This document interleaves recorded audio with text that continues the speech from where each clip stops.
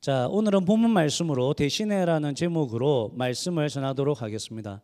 평생 감사에 보면 이런 이야기가 나옵니다. 옛날에 두 마을이 있었답니다. 하나는 감사 마을이고 하나는 불평 마을입니다. 불평 마을의 사람들은 봄부터 겨울까지 무엇이든지 불평을 했습니다. 봄에는 꽃가루가 날린다, 공기가 안 좋다, 학교가 개학을 한다, 그러면서 불평을 했고, 여름에는 여름이 너무 짧다, 모기가 많다, 산불이 많아서 캠프파이어를 할 수가 없다, 그러면서 불평을 했고, 가을에는 나무 잎사귀가 너무 많이 떨어진다, 이거 청소하려니까 그냥 죽겠다, 막 그러면서 불평을 했고, 겨울에는 비가 많이 오고 해가 짧아서 막 또 그래서 불평을 했습니다. 불평 마을 사람들은 무슨 좋은 일이 생겨도 혹시나 잘못되지 않을까. 여러분, 불평하는 사람들을 보면 좋은 일이 생겨도 안 웃습니다. 웃으면 또 안 좋은 일이 생길까 봐. 진짜 그런 사람들이 많습니다. 그래서 기뻐했다가 안 좋은 일이 생기면 어쩌나 그러고 염려하고 감사하지 못하고 불평 속에서 하루하루를 살아가고 있었습니다. 그러나 감사 마을 사람들은 반대겠죠. 고생을 해도 감사, 시련을 만나도 감사, 봄에는 꽃향기가 감사, 여름에는 물놀이해서 감사, 가을에는 열매가 맺혀서 감사, 겨울에는 실내 운동을 할 수 있어서 감사. 감사 마을 사람들은 매일 그렇게 감사를 했습니다. 하루는 불평 마을에 사는 한 사람이 감사 마을에 놀러를 왔습니다. 보니까 깜짝 놀랐습니다. 사람들이 전부 다 감사합니다, 감사합니다 그러고 있는 겁니다. 자기가 볼 때는 감사할 일도 아닌데 감사하고 또 감사하는 겁니다. 그러니까 이 불평 마을에서 온 사람이 그냥 그걸 계속 듣고 있다 보니까 자기도 감사를 조금 배웠습니다. 그리고 흉내도 냈습니다. 그리고 늦은 저녁에서야 불평 마을로 다시 돌아왔습니다.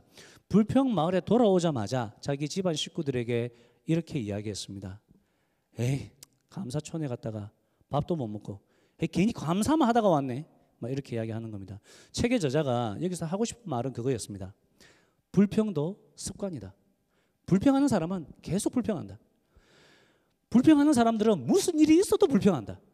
여러분, 가만히 보면 염려나 불안이나 두려움도 마찬가지입니다. 다 습관처럼 하고 있습니다. 습관이 되었다는 것은 우리의 삶의 일부가 되었다는 것을 말하겠죠. 여러분, 왜 불안감이나 염려나 두려움 같은 것들이 우리의 삶의 일부가 되었을까요?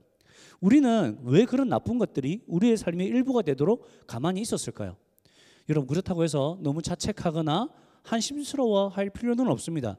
왜냐하면 염려는 여러분 본능입니다. 그 말은 우리가 살아있다는 것은 곧 염려한다는 말입니다. 그러면 염려가 그럼 꼭 나쁜 것이냐? 꼭 그렇지는 않습니다. 우리가 염려하니까 어떻습니까? 염려하니까 위험을 대비해서 안전장치를 만들고, 우리가 염려하니까 시험 기간에 공부를 하는 거고, 우리가 염려하니까 그래도 하나님께 더 나아가서 기도하고 또 하나님을 더 찾게 되는 겁니다. 우리가 전도하고 선교하는 것도 우리가 그 사람이 하나님을 모르고 고통 속에서 살아가니까 그게 걱정이 되니까 그들에게 전도하고 선교하는 거 아니겠습니까? 그러니까 염려가 나쁘다고만은 할 수 없는 겁니다. 하지만 우리가 하는 염려를 보면 결국은 나를 사랑하기 때문에 하는 어리석은 염려들입니다. 대표적으로 뭐가 있습니까? 내가 하는 어리석은 염려들, 뭐 돈이죠, 돈. 맨날 우리는 돈 하잖아요. 왜 그렇게 돈을 찾습니까? 우리가 원하는 것을 취하기 원하기 때문입니다.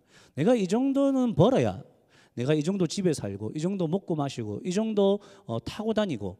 그런데 돈이 없어. 그러니까 돈 하는 거죠. 돈이 없으니까 염려를 하는 거고, 그 염려가 한순간만 하는 게 아니라 이제 습관이 되고, 습관이 되는 것뿐만 아니라 결국에는 내 삶의 일부가 되어버리는 겁니다. 그럼 여러분, 우리가 어떻게 해야겠습니까? 여러분, 우리가 이렇게 불평하고 원망하고 염려하고 불안한 게 습관이 됐고 삶이 됐습니다. 어떻게 해야겠습니까? 한상만 박사님은 나쁜 습관을 고치는 방법을 알려주는데, 첫 번째 1단계, 나쁜 습관을 가지고 있다는 것을 확인하라는 겁니다.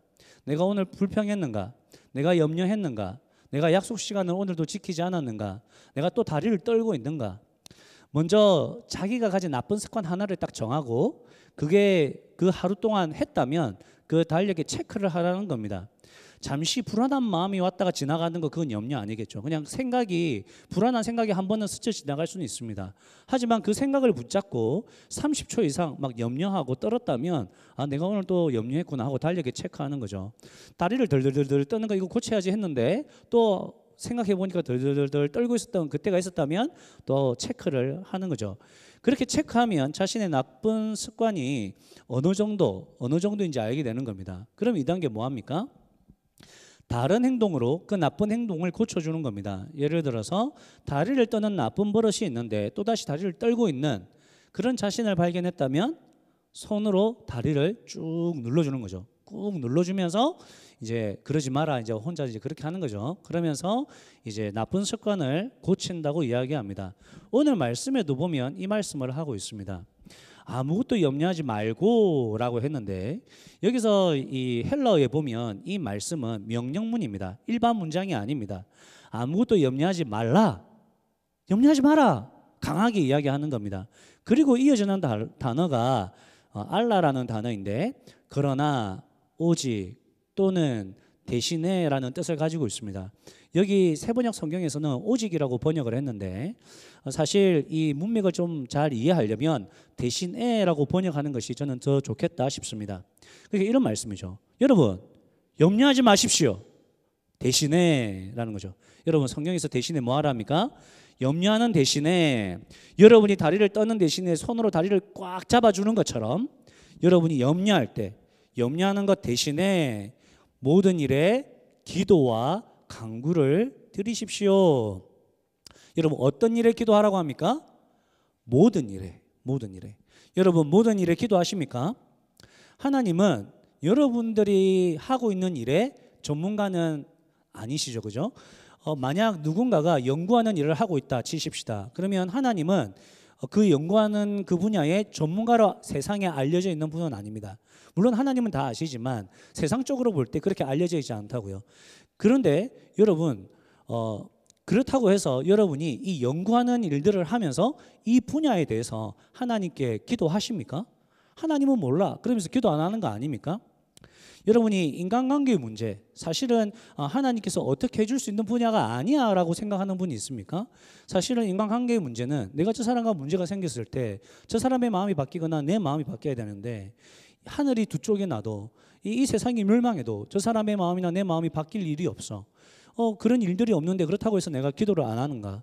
하나님 저 사람의 마음이나 내 마음을 바뀌게 해주셔서 관계를 풀어주십시오.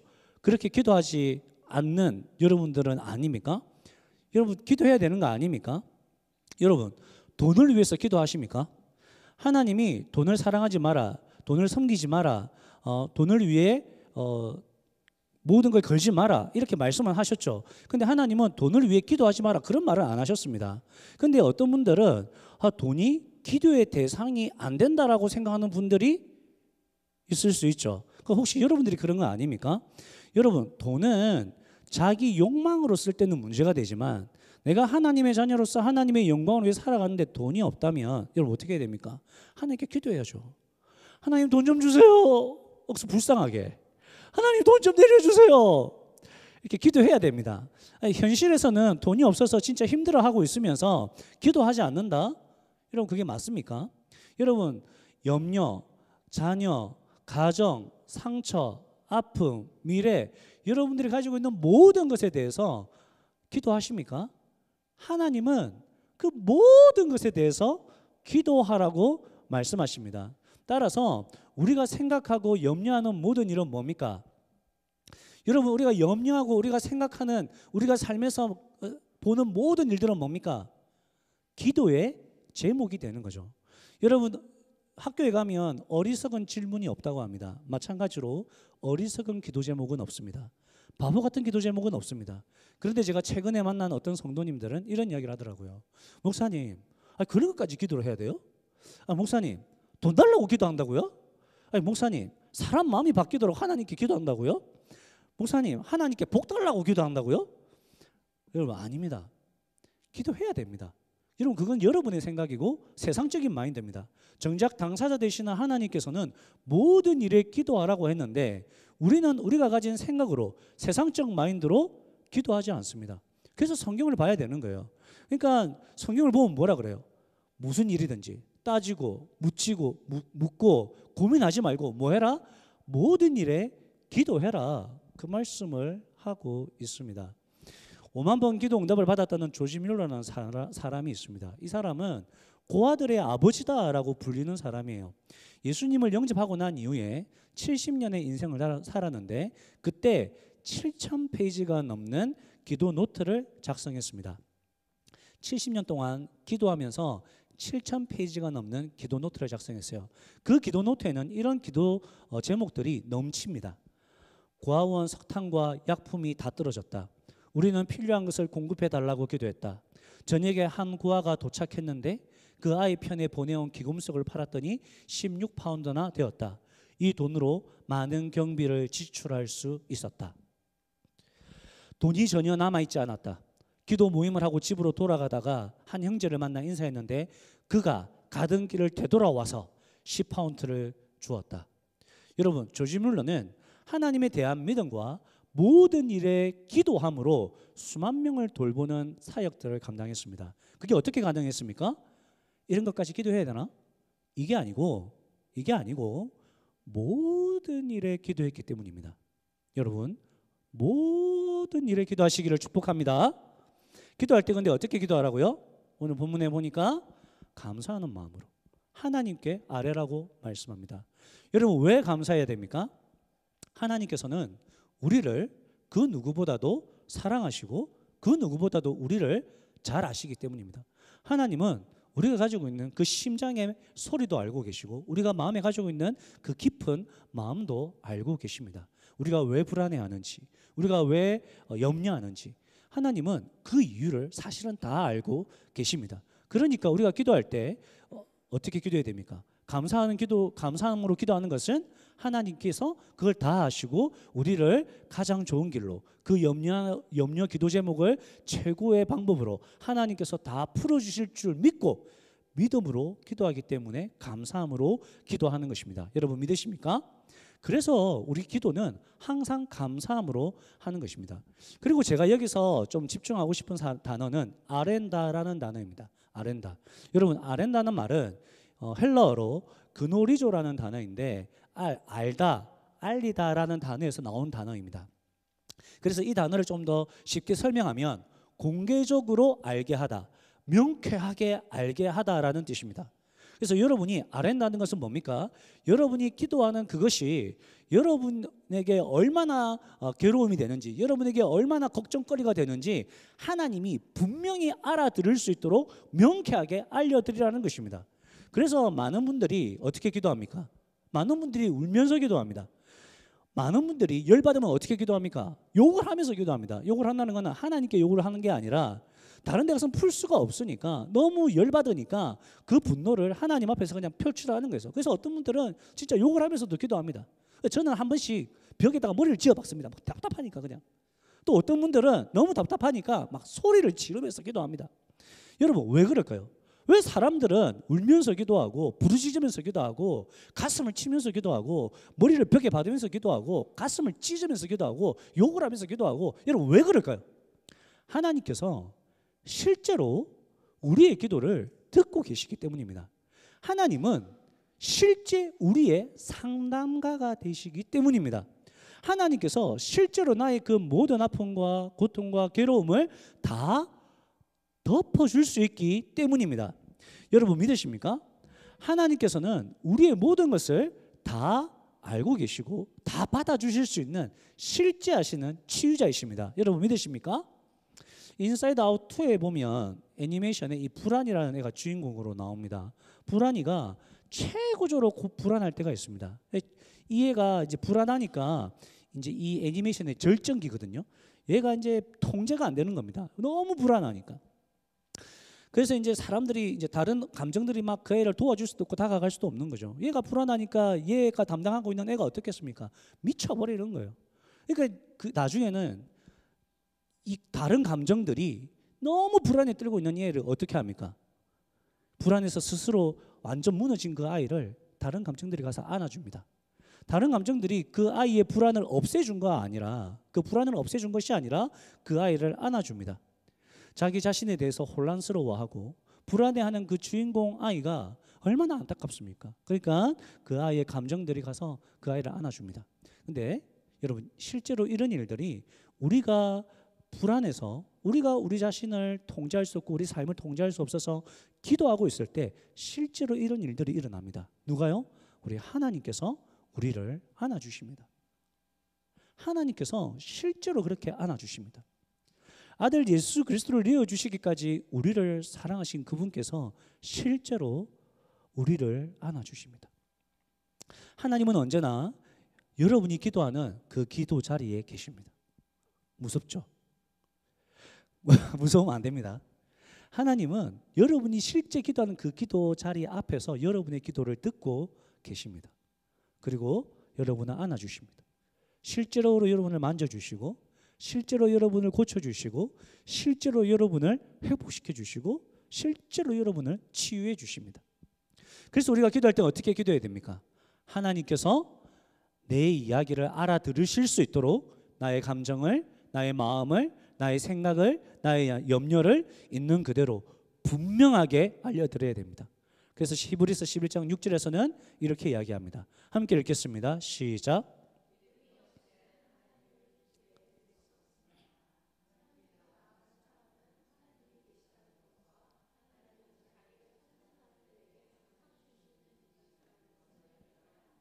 그래서 여기서 우리가 하나님께 나아간다는 것은 뭐 어떻게 이야기할 수 있겠습니까?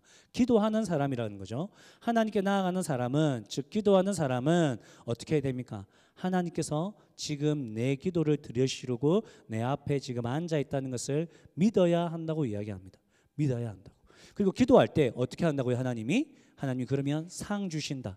여기서 상이라는 것은 당연히 기도 응답이겠죠. 그런데 많은 믿음의 선배들이, 저를 비롯한 많은 믿음의 선배들이 이 상이라는 것은, 최고의 상은 결국 기도 응답이 아니라 하나님 자신이라는 것을 우리가 깨닫게 됩니다. 왜냐하면 그 하나님이 우리를 안아주시기 때문입니다. 때로는 우리가 원하는 대로 문제가 풀리지 않고, 때로는 우리가 원하는 대로 길이 열리지 않아도 하나님의 위로가 있고 하나님의 사랑이 있고 하나님의 은혜가 우리를 안아주시니, 우리를 덮어주시니 더 이상 문제가 안 되는 겁니다. 왜냐하면 하나님과의 관계 회복, 즉 하나님이 우리가 세상에서 가질 수 있는 최고의 상이기 때문입니다. 그래서 우리가 오늘 본문 빌립보서 4장 7절에서도 너희가 아무것도 염려하지 말고 염려 대신에 기도해라. 기도하면 어떤 일이 일어나느냐, 이렇게 이야기합니다. 시작. 그리하면 사람의,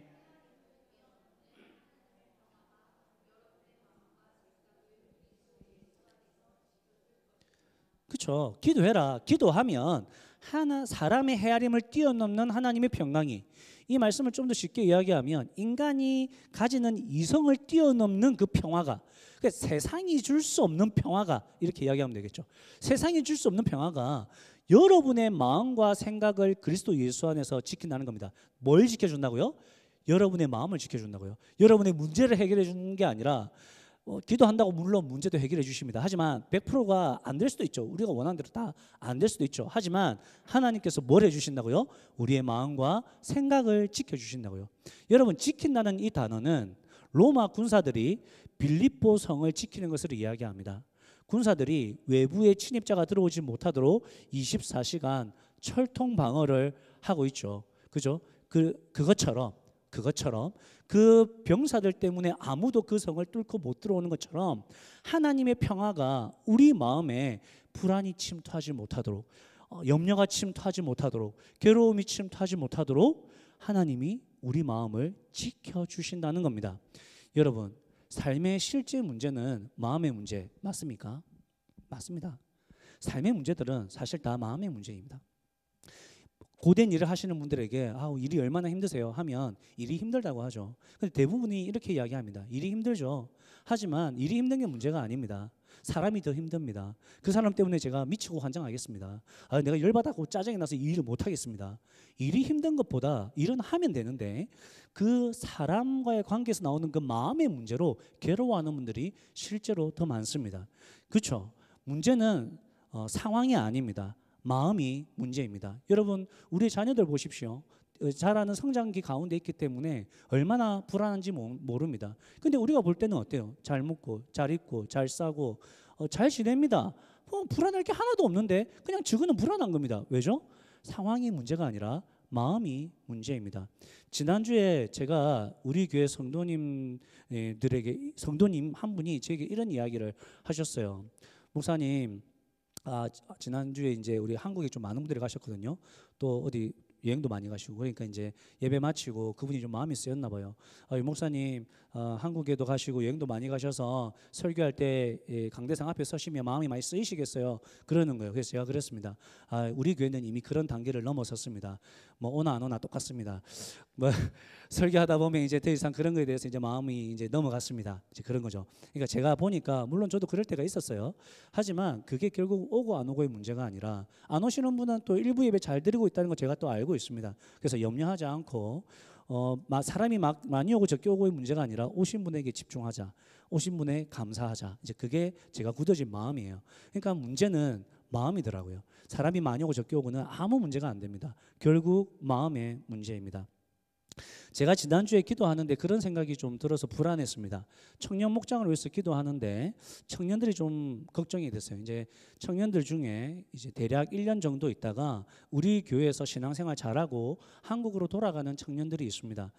대부분의 청년들이 한국에서 하나님을 좀 떠나 있거나 또는 몸과 마음이 좀 지친 상태로 이 밴쿠버에 와서 또 우리 교회에 와서 은혜를 많이 받은 친구들입니다. 다행히 그분들이 이제 하나님의 은혜로 또 목자와 목녀들이 또 청년들이 또 잘 함께하고 또 신앙적으로 삶적으로 이제 그분들이 많이 회복하고 성장해서 한국으로 돌아갑니다. 물론 우리도 그분들을 통해서 참 많이 힘을 받죠. 근데 교회 안에 남아있는 청년들이 문제입니다. 이런 일들이 너무 많아지면 남아있는 청년들이 어떤 생각을 가질까요? 제가 기도하는데 마음 주기가 참 힘들겠다라는 생각을 하게 됐어요. 그럴 수 있겠다. 이 누가 말한 건 아닙니다. 그냥 제가 혼자서 그냥 그런 생각을 했다는 거죠. 그래서 이거 참 쉽지 않겠다라는 생각을 하게 되었습니다. 그래서 제가 이제 이어서 이런 생각을 했어요. 그럼 내가 지금 이렇게 교회가 흘러가는 게 맞나?